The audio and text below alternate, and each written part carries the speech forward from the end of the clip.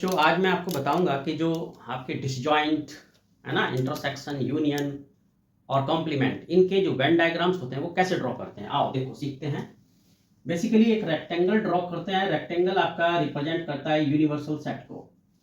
ये दो सेट्स हैं आपके ए एंड बी, राइट। जब इनमें कुछ भी कॉमन नहीं होता है तो हम इनको बोलते हैं कि A intersection B is equal to 5, यानी ये केस किसका हो गया, डिसजॉइंट का।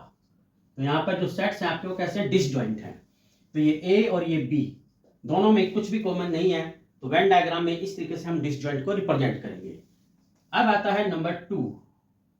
अगर आपको इंटरसेक्शन रिप्रेजेंट करना है तो ये यूनिवर्सल हो गया, ये ए ये बी।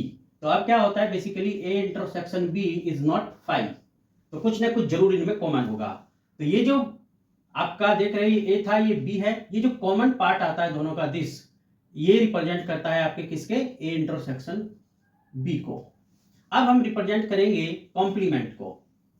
अगर हमें चाहिए कॉम्प्लीमेंट ऑफ ए, यानी ए का कॉम्प्लीमेंट, तो अब जैसे यूनिवर्सल सेट ये हो गया और ये आपका ए है, तो कॉम्प्लीमेंट बेसिकली क्या होता है, देखो कॉम्प्लीमेंट होता है यू माइनस ए, यानी यू के सारे एलिमेंट्स एक्सेप्ट ए को छोड़ने के बाद।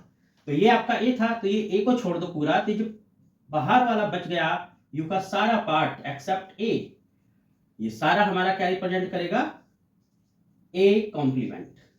तब हूं यूनियन का। यूनियन में क्या होता है, देखो बच्चे, जैसे ये ए है आपका, ये बी है, राइट। ये केस है हमारा डिसजॉइंट का, जब दोनों में कुछ भी कॉमन नहीं होता है। तो उस केस में इनको हम इस तरीके से डार्क शेड कर देंगे, तो ये होगा हमारा ए यूनियन बी का केस। तो यहाँ ये रिप्रेजेंट करेगा ए यूनियन बी को। लेकिन जब आपके पास डिसजॉइंट नहीं होते हैं, यानी ये केस होता है इंटरसेक्शन वाला इस टाइप का, ए इंटरसेक्शन बी नॉट 5, तो उस केस में हम इन पूरे को डार्क कर देंगे लाइक दिस। तो ये हमारा सारा क्या रिप्रेजेंट करेगा, ए यूनियन बी। तो ये थे हमारे कुछ केसेस वेन डायग्राम के। आई होप कि आपको समझ में आ गए होंगे।